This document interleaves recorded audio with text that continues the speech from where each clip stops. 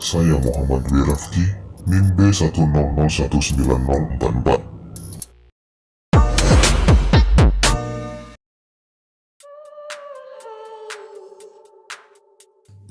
Hak cipta diatur dalam Undang-Undang Nomor 28 Tahun 2014 tentang Hak Cipta.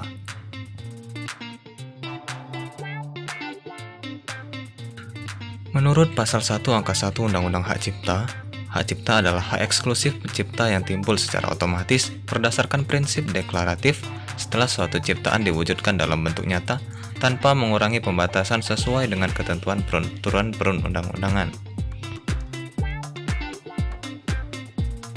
Untuk lebih memahami hak cipta, simak pembahasan berikut ini.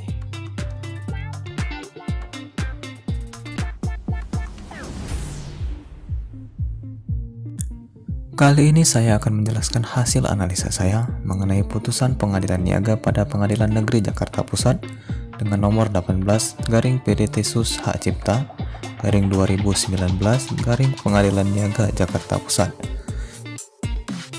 antara Bambang Widodo dan Endang Trido Supiati S selaku para penggugat melawan PT Sumber Alvaria Trijaya Tbk selaku tergugat 1, PT Midi Utama Indonesia Tbk selaku tergugat 2, PT Bank Sahabat Sampurna selaku tergugat 3, dan Asosiasi Pengusaha Retail Indonesia atau APRindo selaku turut tergugat.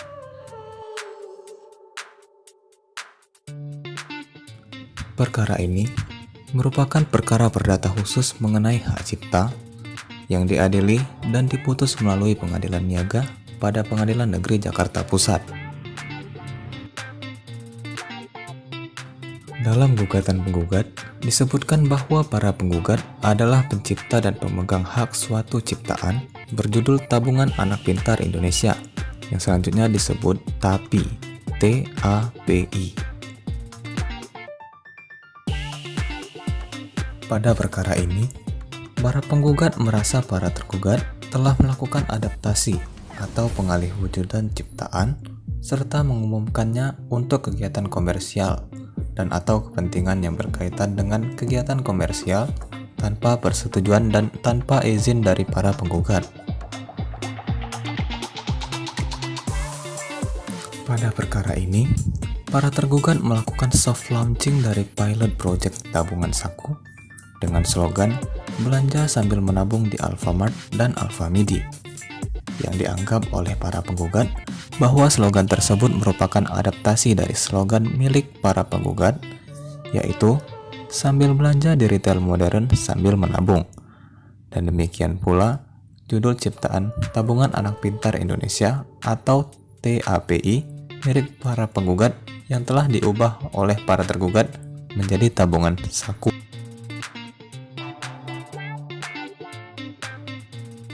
Para penggugat beranggapan bahwa para tergugat telah melakukan pelanggaran hak moral dan melanggar kepentingan yang wajar ciptaan milik dari para penggugat sebagaimana dimaksud dalam pasal 5 ayat 1 huruf D Undang-Undang Hak Cipta, dan secara tanpa hak mengumumkan dan memperbanyak ciptaan milik para penggugat. Sedangkan dalam eksepsinya, para tergugat menyatakan bahwa para penggugat tidak memiliki legal standing atau persona standi in judicio dalam mengajukan gugatan ini. Para tergugat juga menganggap bahwa ciptaan penggugat 1 adalah berbentuk buku yang terdapat suatu ide atau konsep. Maka berdasarkan pasal 41 Undang-Undang Hak Cipta, ciptaan yang masih berbentuk ide atau konsep tersebut tidak dilindungi hak cipta, sehingga penggugat tidak memiliki alas hak untuk mengajukan gugatan ini dan memohon kepada majelis hakim untuk menolak gugatan para penggugat untuk seluruhnya.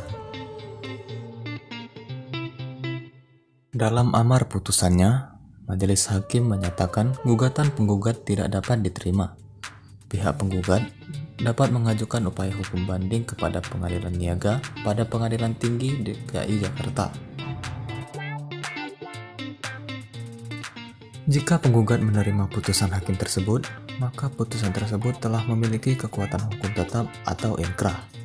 Namun jika penggugat akan mengajukan banding, maka putusan tersebut belum memiliki kekuatan hukum tetap.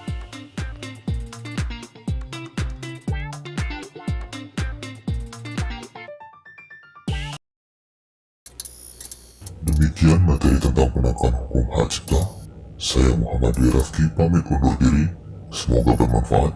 Terima kasih.